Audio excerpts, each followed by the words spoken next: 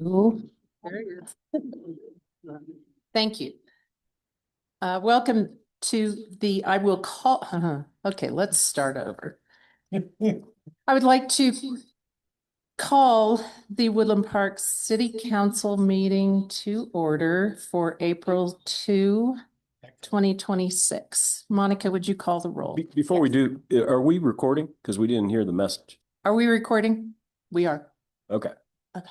I missed Mayor that. Case, Here. Mayor Pro Tem Nakai, Here. Councilmember Bryant, Yes. Councilmember Gear, Here. Councilmember Jones, Here. Councilmember Smith, Yep. all six present. Mayor, you have a quorum. Thank you. Would everyone join me in the Pledge of Allegiance? To the flag of the United States of America and to the republic for which it stands, one nation, under God, indivisible, with liberty and justice for all.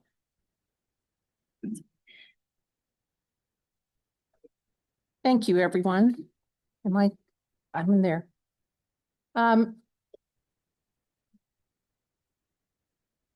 The city council was in executive session prior to convening this meeting. We started at 4 o'clock. I need to read some things, if you don't mind, that I did not get on the record. But the time is now 6:03 p.m. and the executive session has been concluded. Will all participants in the executive session please state their names for the record? Catherine Nakai. Seth Bryant. Jeffrey Gear. George Jones. Steve Smith. Kelly Case. City Attorney Betsy Stewart. And we had two interviewees, Jeremy Lowe and Joel Platt. Joel Platt, that were with us interviewing for the position of municipal court judge. If any person who participated in the executive session believes that any substantial discussion of any matters not included in the motion to go into the executive session occurred during the executive session, or that any improper action occurred during the executive session in violation of the open meetings law, I ask that you state your concerns now. All right, we will continue the public meeting.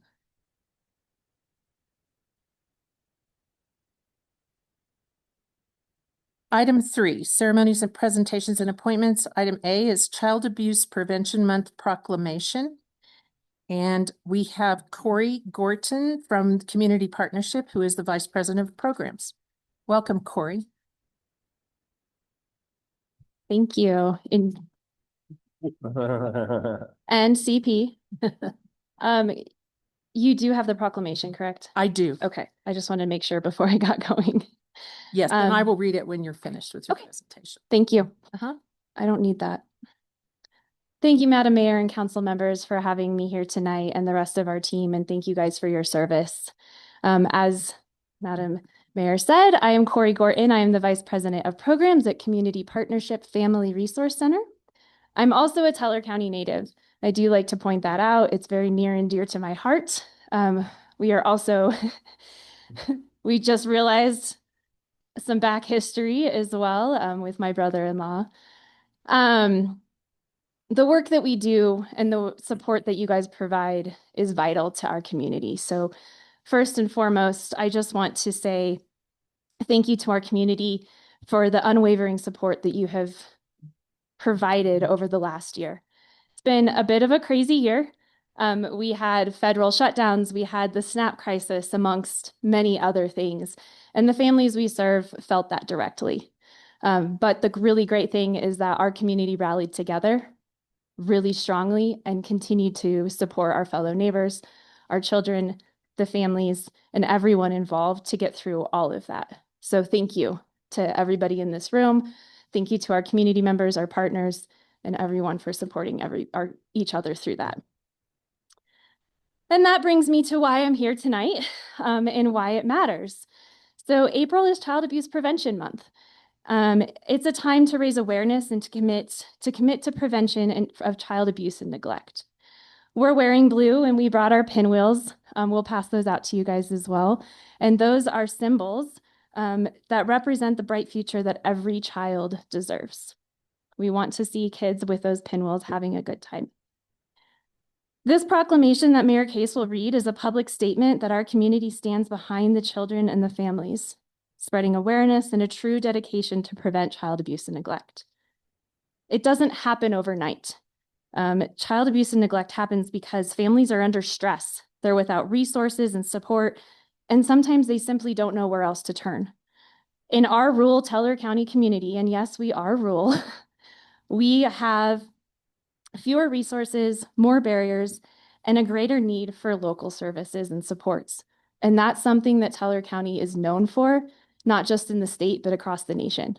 We are collaborative, we work together, we rally together, and we try our best to continue to ensure that our fellow neighbors have what they need. That showed up last year. Community Partnership served over 1,800 individuals with 10,000 different services across our 20 different evidence-based programs. When the SNAP crisis hit, the food distribution that we saw quadrupled in a three-month period, and we saw more than 100 new families during that time. But we couldn't have done that without Teller County. Everyone rallied together to do food distribution, to collect food, and to spread awareness of where do I get food to feed my family. We saw a 130% increase in our playgroup. Our playgroup happens 3 days a week. It's a place for families with children to come and play and learn and connect with each other. And the fact that we saw a 130% increase shows that it's needed and it's being utilized. It provides a safe place for children and their families to be who they are. And then lastly, we have the community garden. I think everyone here knows about the community garden at this point. We're really excited to get this year going and growing. Haha, no pun intended. But I wanted to bring that up as well because not only did the community garden provide connection and collaboration across our community and across the city and across the county, but it also provided over 160 pounds of produce back to the food pantry. So we were able to take the food harvested from that garden and bring it back to our food pantry and redistribute it back out to those families. So they were getting local, fresh produce, and it was beautiful. It was really beautiful. So we're excited to see what this year brings.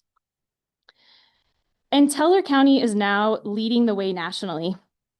Our return on investment study, which shows for every $1 invested in Community Partnership Family Resource Center, it saved our Teller County Department of Human Services nearly $3 in unopened child welfare cases and a 63% reduction in child abuse and neglect. Those are real numbers. That's a real study, and it was recognized not just in a scientific journal last year, but it was cited in the US Senate. So we are leading the nation to the work that we're doing to prevent child abuse and neglect. But again, it wouldn't be possible without everyone in this room, without the city council, without our county commissioners, without every single individual committing to say, I want to do more and I want to support. So in closing, children simply deserve to be children, and families deserve to have the resources and the time to make that happen.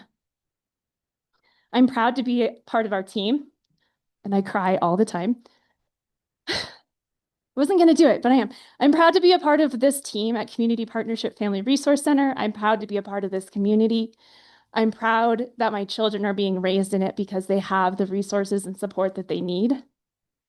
And I'm proud of every single family that walks through the door and asks for that. We couldn't do it alone. They can't do it alone. And families and children couldn't thrive without one another. So this proclamation is a reflection of that commitment. And thank you for your partnership and for your continued belief in the families of Teller County. Thank you, Corey. I'll read the proclamation into the record. I was too. Child Abuse Prevention Month, whereas children are the foundation of our community's future, and ensuring their safety, health, and well-being is a shared responsibility that strengthens Woodland Park today and for generations to come.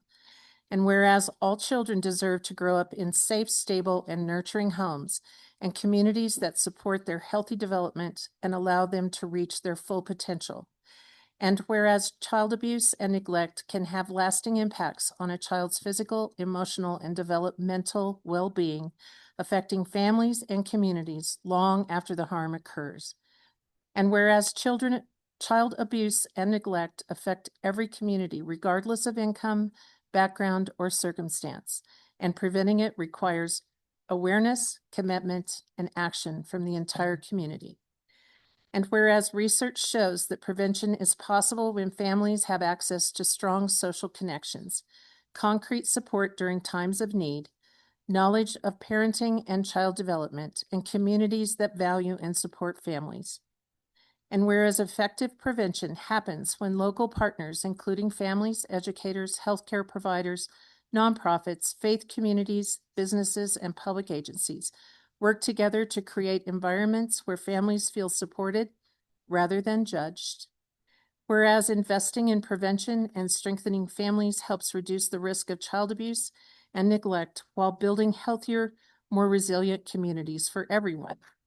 And whereas Woodland Park recognizes the leadership of Community Partnership Family Resource Center and other local partners who work every day to support Taylor County families and ensure children grow up safe, valued, and connected. Now, therefore, the City Council of Woodland Park, Colorado hereby proclaims April 2026 as Child Abuse Prevention Month in Woodland Park, Colorado, and urges all residents, organizations, and community leaders to join in raising awareness, supporting families, and helping create a community where every child can grow up safe, supported, and thriving. Dated this second day of April 2026.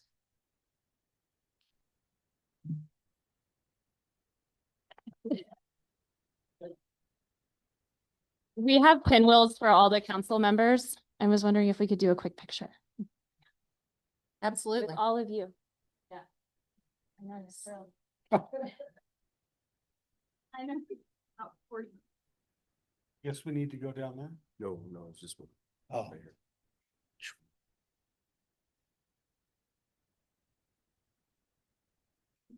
Hey. Oh, you're up. Oh. You should have tried it here. Been a while. Oh,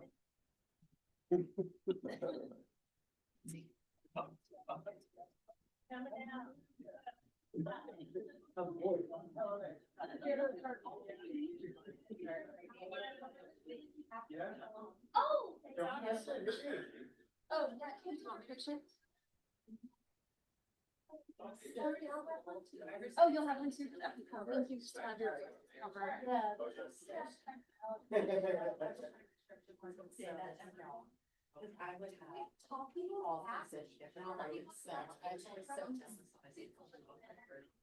I'm always with that. By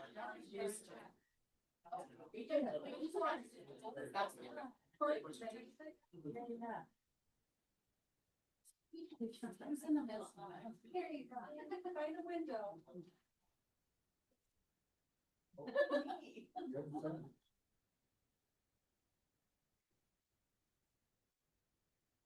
Whiskey.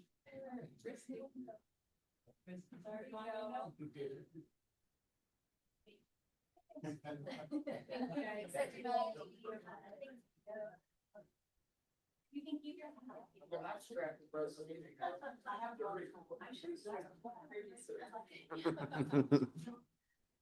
Still have my pen from a couple years ago.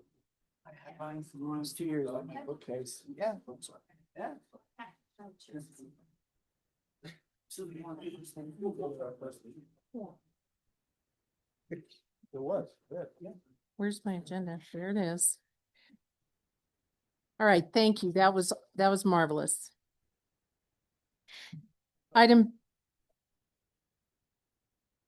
There's a phone here. Someone left their phone.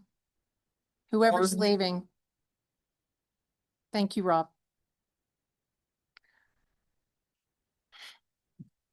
All right, item 3B is appointment to keep Woodland Park beautiful. And we have City Clerk Mendoza. Thank you. I am not sure if the applicant is here. I did not hear back from her. Is Christiana Quinn in the audience? All Doesn't right. look like it, so I think we'll move that to the next meeting. All right, council will move this to the next meeting. I know we like to have them come in and meet you.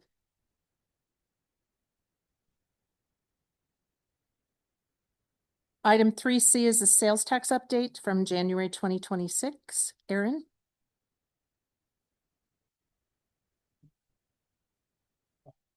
All right, there we go. All right, council, I have the January 2026 sales tax update. For 2026 January, we had $625,090 collected, which was 3.6% up over last year, 21,757 over last January. Lodging tax pretty much exactly flat at 2%, so we're finally starting to see that flatten out. And hopefully we're going to see that, within about 10% in either direction going forward here. But $289 difference from the year before. So we're finally seeing that ending.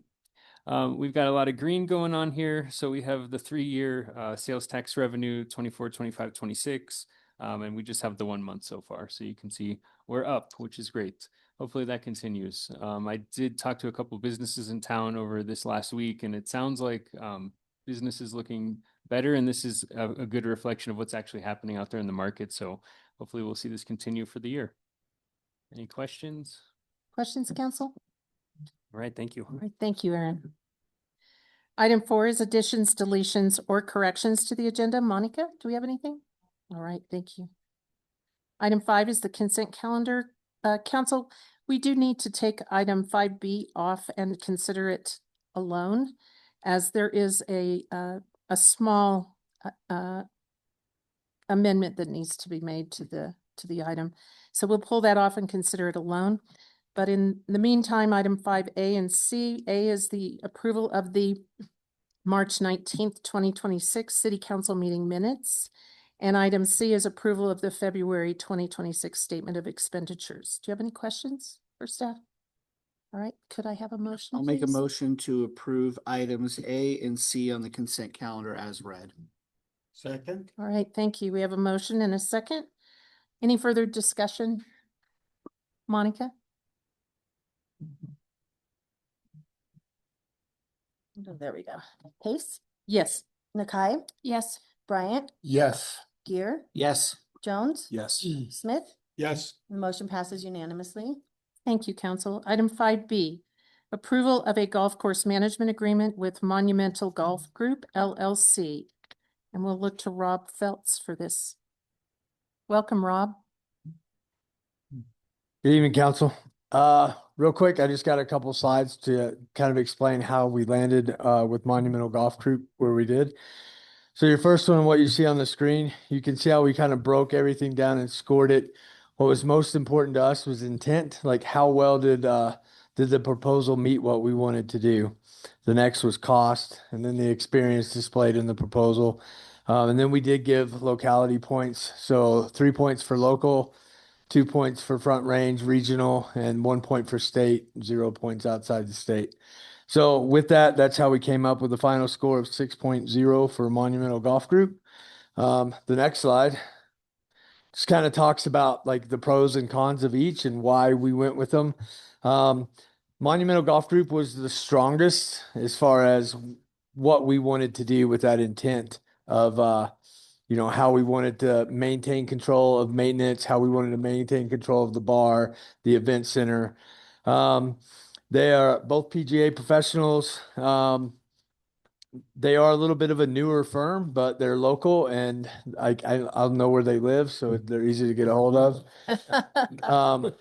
First Tee was the next runner-up. They're really into teaching, and that's something that they do really well. We were just concerned with how well they would do it in the operating space.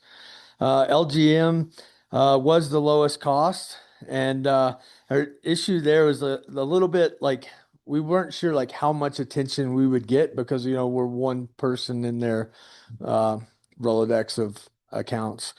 And then the same with AGC. So they were the most expensive, and they wanted to take over everything. They wanted to do the maintenance. They wanted the event center, the bar, all of it together. So all that being said, MGG was the closest to us. And then you guys have an executive summary of a few more notes and some details on the last page for financials. And if you guys have any questions, I'm here to answer. And I also have Mark and John here if you have any questions for them or would like to hear them speak. All right. Would you all like to address the council and share some insight for us? Thank you. You just state your name and your city of residence, please. Welcome. Thank you, everybody. Appreciate it, council. My name is John Hughesby and a proud resident of Woodland Park. Yep, and my name is Mark Bachelor, and I live in Monument, Colorado. Welcome, gentlemen. Thank you. Do you have anything prepared, or would you like to just field questions from the council? We just wanted to say a few things, and Okay, then we'll field some questions as they come. But as they mentioned, we are both PGA professionals. Been working in the golf industry for quite a long time. I'm a PGA master professional. I'm also the vice president of the Colorado PGA right now. We both serve to oversee the PGA Golf Management Program at the University of Colorado Springs. That's one of 16 PGA University programs.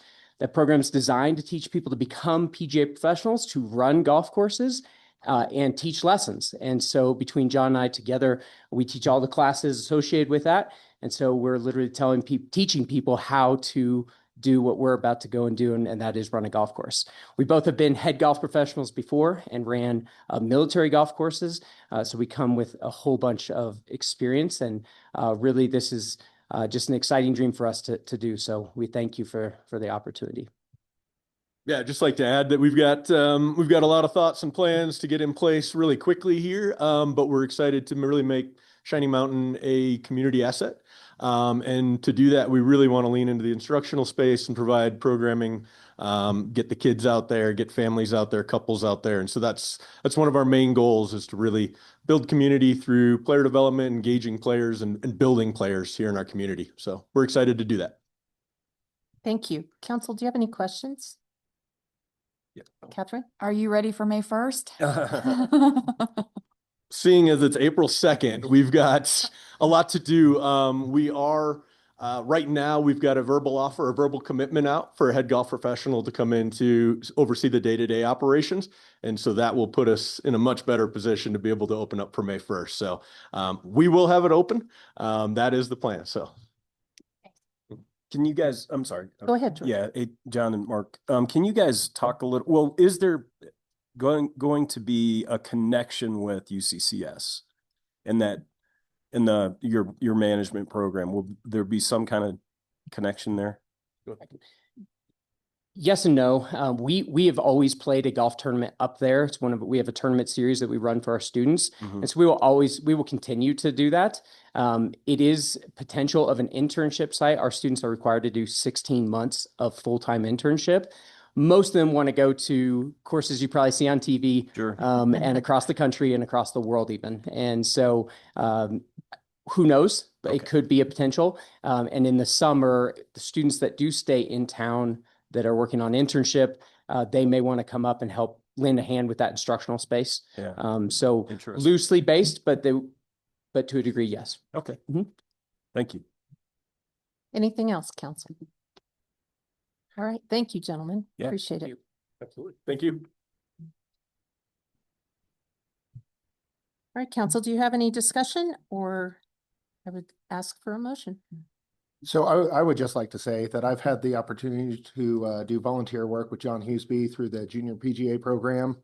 We've taught, or at least tried to get some of the elementary school students involved with golf. So I've seen firsthand the kind of instructional building he can do and the excitement he can bring to new players. So I'm very excited about this. Council, Betsy has something to share with us. If you would, please, there's a small amendment that needs to be made and included in the motion. Yes, if you'd like me to make the motion and somebody says so moved, and then second. The motion would be a motion to approve the independent services agreement with Monumental Golf Group with the following amendment. 2023 shall be changed to 2026, and all highlights shall be removed from the opening paragraph, line 2. So moved. Second.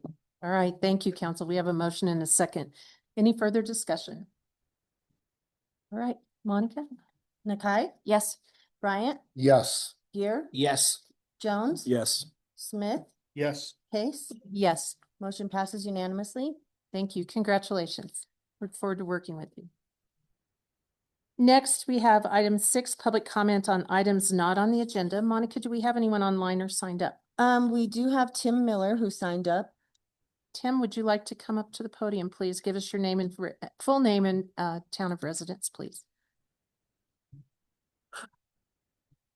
Name's Tim Miller. If you count that I eat, sleep, and breathe libraries, I live at the Woodland Park Library, but my residence is technically in Divide.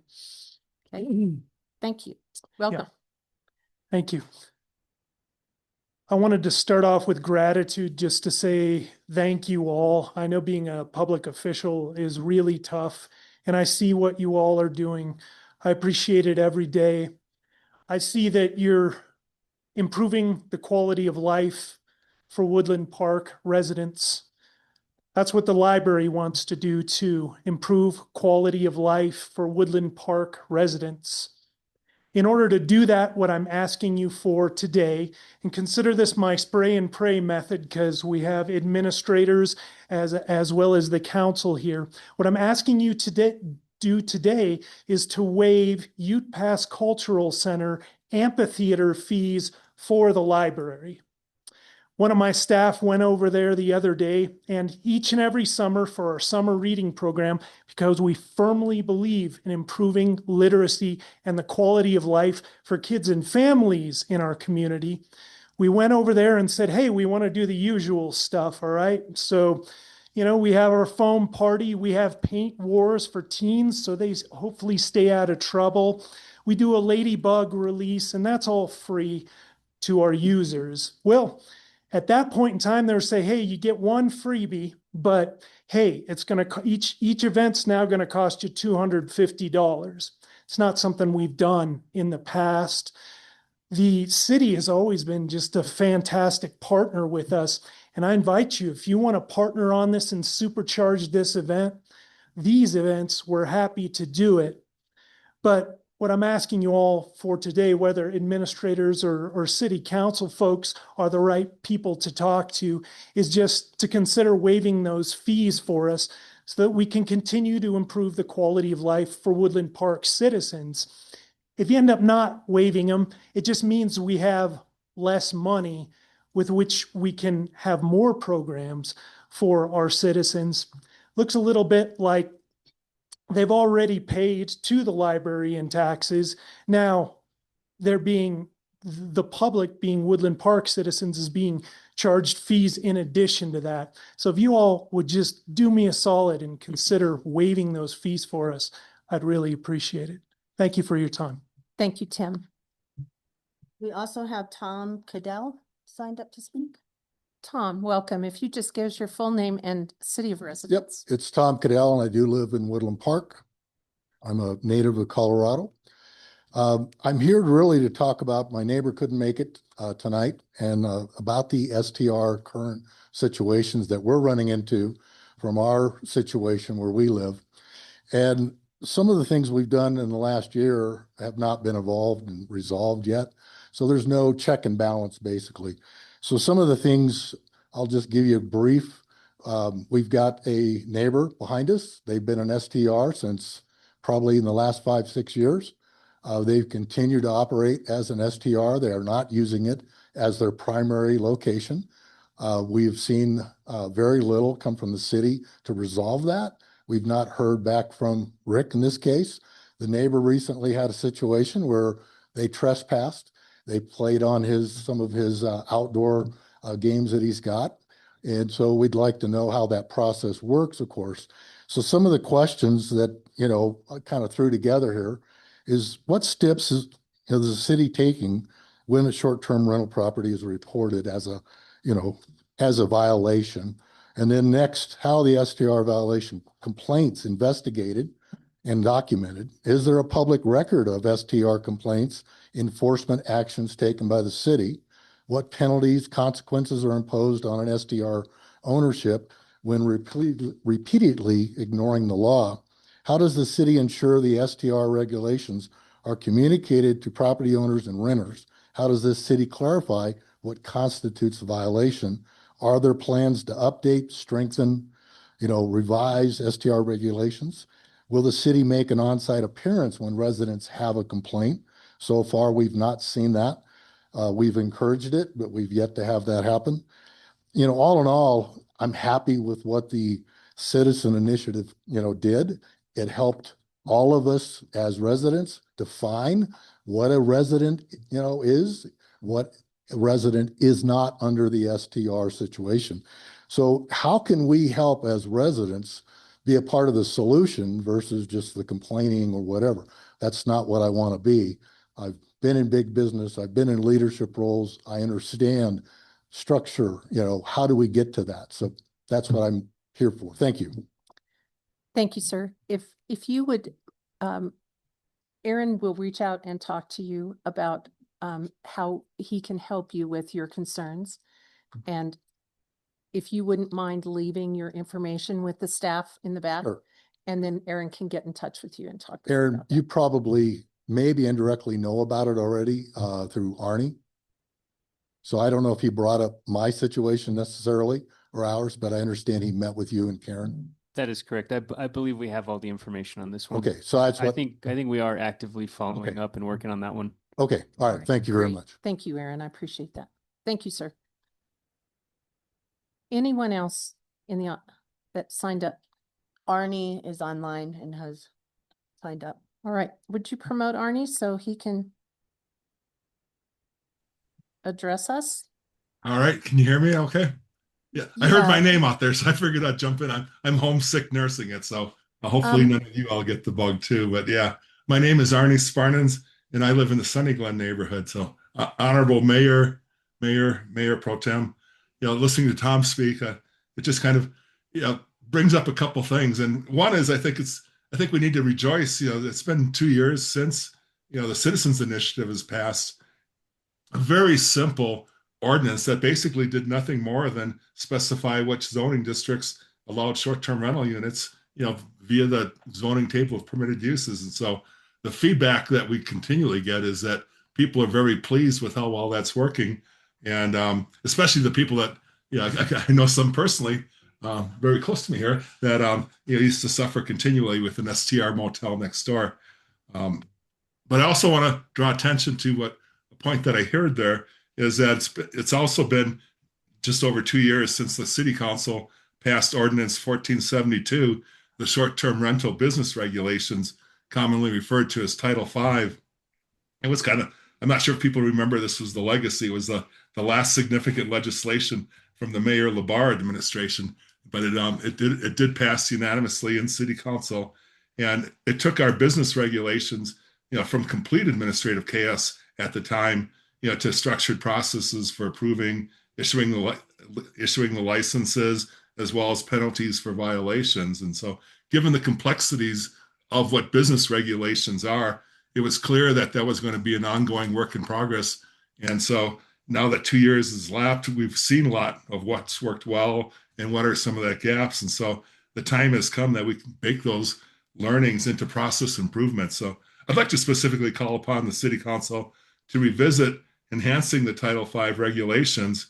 From the work that I've been doing, one area of critical need that stands out is what constitutes a violation. So if you look at the code, it's very ambiguous, but violations have very specific consequences. So that determination of what makes a complaint a formal violation is left to city staff to resolve without clear legislative guidance. And so I request the City Council put the Title V enhancements on an upcoming agenda and make sure they involve the community, perhaps by first putting out a call for inputs from residents in advance, and then, have a even more open public process than you normally do, have public comment periods, both on the initial posting and public hearing on the ordinance. So we look forward to seeing that. I think that, there's clearly a need, to say we've got some good stuff in place, but how do we make it work even better for everybody? So thank you. Thank you, Arnie. Do we have anyone else? Anyone else in the audience wishing to address the council?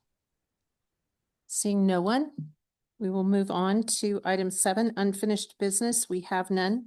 Item 8 is ordinances on initial posting, and we have none. Item 9 is public hearings. We have none of those either. Item 10A is approval of Resolution 942, Series 2026, a resolution supporting the grant application by Palmer Land Trust to the Great Outdoors Colorado for acquisition and conservation of the Pinestone Ranch property. Cindy.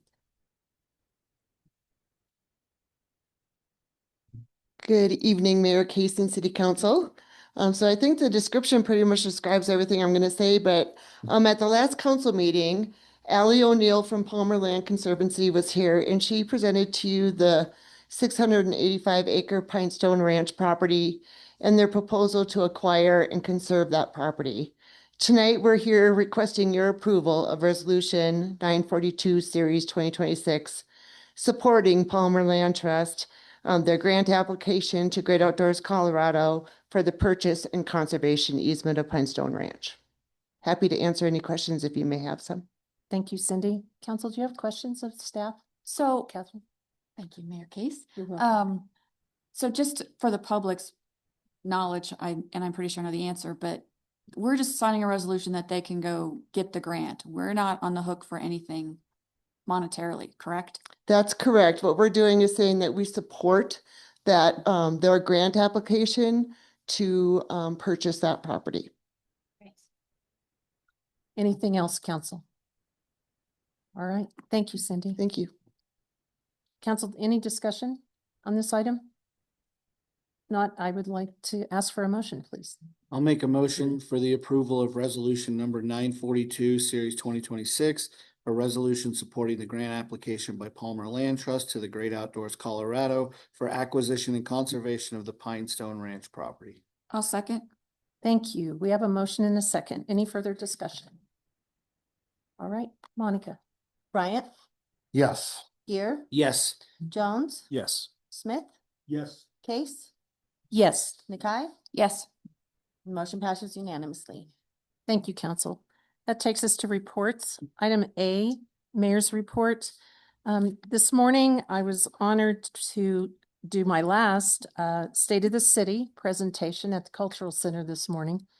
And most of what I talked about is out of our annual report that's now, I believe, available on the website. And it's quite impressive. And I would encourage you all to take a moment to look at it and see just exactly all the wonderful things that happened in our community last year. And just exactly how well the city is doing from many different perspectives, to include financial. And I'm very proud to be a part of them and a part of this. So check it out. It's pretty cool. And I'd like to thank everyone that attended this morning. It was a lot of fun. And Mayor's report. I want to report community events, April 2nd through April 16th, 2026. On Wednesday, April 8th, the UPass Cultural Center hosts a free community concert. Doors open at 5:30 p.m. and show starts at 6. This month, Matt Sheehan, I believe that's correct, brings his delightful and surprising blend of unexpected songs and his audience. On Thursday, April 9th, from 5 to 7 p.m. at the Cultural Center, the Greater Woodland Park Chamber of Commerce presents the Spring Business Expo. This free event is a one-stop opportunity to connect face-to-face with businesses, services, and organizations that keep our community thriving. And that's all I have, Catherine. Yes, the UAC will meet next Wednesday, April 8th, 4:30. We plan to go over a gray water ordinance to bring before council and continue the tap management conversation. And that's all I have. Keep Woodland Park beautiful. Their next meeting is going to be next Thursday, April 9th at 5 p.m. But they've put together a really neat project. The Litter Bug Art Lab. It's taking place on April 29th from 9 a.m. to 1 p.m. And we've invited all 6th graders from Woodland Park School District and Colorado Springs Christian Schools to participate. But it's a really neat project where they're not only going to help with a beautification project, helping cleaning up our city, but then they're also going to take some of that litter, of course, no like broken bottles, things like that, but some of that litter and make an art project out of it. And they'll be presenting that to City Council on May 21st. So I really hope that all those schools have the ability to participate. We've reached out to all of them, and it'll be a really neat thing to see, and a really great cooperation between us and our student population. Additionally, the Mayor's Youth Council had their first meeting on the 26th of February. We were able to get most of the members there. We had one kid traveling to Thailand, so, we understand that. But really, what a great and thoughtful group of kids. We talked about lots of things that just kind of come along with starting up committees, scheduling, drafting bylaws, adhering to Colorado open meeting laws, and that they'll need to elect some officers. So their next meeting is at the end of April, the 30th at 4 p.m. And we'll be excited to see what they come up with. And I just want to say, as someone who had the opportunity to attend the State of the City, I really appreciated it. And I was so happy to hear about all the great things that our city has done. And I want to thank our city staff because really they are the driving force that really gets the things done here. So a lot of great accomplishments and a lot of accolades should go out to the city staff. Absolutely. I'll second that. Or Jeff. Okay, fifth. God. Oh, so now I'm last, as usual. Consistent, I Hey. would say. Consistency is key, right? So, Yeah. nothing for HPC. We haven't met yet this month, but I'm kind of an odd creature of habit, if you will, and changes is something that is not something I do terribly well. So we're about to make a change. So I just want to take this opportunity to point out that Mayor Kelly Casel, this will be the last meeting that you gavel out of. And I just want to say, well, I have a lot more I'm going to add to that next week. I wanted to mark this occasion for that fact. It's been an interesting 2 years. To say the least, Jeff. To say the least. So I'll have so much more to add to that next week. But I felt it appropriate due to my just allergy to change that I'd point out that today. And in 2 weeks, I'll add so much more to that. I'd also be remiss if I didn't point out that this will be the last meeting that George Jones will sit to my right. So pre-congratulations to him. And that is all I have. Thank you. Thank you, Jeff. George? So yes, this will be your final gavel. Yes, sir. Yeah. But I leave it in Def- very capable and good hands, Well, and I trust you yeah. explicitly. Thank you. Yeah, so this will be, it should be a marked moment. So Thank you. thank you. I do have 3 things. Main Street is meeting Monday at 10 a.m. I don't know, it's not going to be here because I think we're getting set up with voting and stuff, right? So it's up in the conference room probably. I believe it's in the planning room. but Planning. Okay. yes, Oh, yeah. I believe so. Okay. So Main Street, 10 a.m. Monday, and then we have DDA at some Which will be at the cultural center. cultural center, super early, Tuesday morning, 7:30 a.m. Micro grant programs is the third thing that is still going on. It'll end May 1st. So we do encourage businesses to get their applications submitted. And Aaron, I have a question for you. We had questions about the appeals process. If their application was denied, is that to come before the full DDA? I believe that Josh's office is going to look at them first, Okay. and then it will come before the full board. Okay. Correct. All right. So I'm not, so we do have folks that want to appeal or should because their application was denied. So, Exactly. yeah. Okay. Yeah, we'll have that information probably tomorrow. Okay. Perfect. So we'll get that back to them. Thank you. And that is all I have. Thank you, George. Steve? Hi. Hi. Okay, first off, we have the Park and Rec Advisory Board next Wednesday at 5:30 over in the Park and Rec Department. And baseball and girls softball late registration is April 6th. And Madam Mayor, Yes, sir. may I have Miss Cindy approach the podium? Oh, Cindy, yes. can you approach the podium, please? I don't know what this is, but Oh, you will.